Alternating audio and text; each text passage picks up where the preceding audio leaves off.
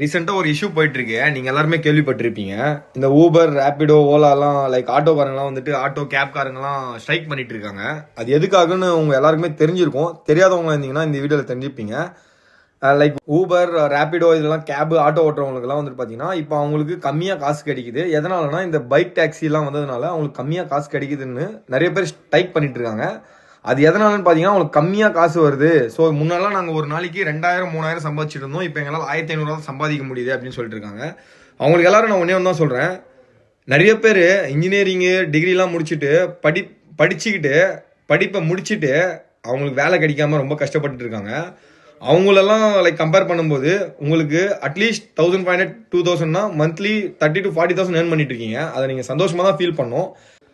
But ஆனால் உங்களுக்கு கம்மியாக காசு வருதுன்னு சொல்லிட்டு பைக் டாக்ஸி ஓட்டக்கூடாதுன்னு சொல்றது முழுக்க முழுக்க தப்பு. நம்ம வியூவர்ஸ் ஆன நீங்க இந்த இஷ்யூவை பத்தி என்ன நினைக்கிறீங்கன்றத கமெண்ட்ல மென்ஷன் பண்ணிடுங்க.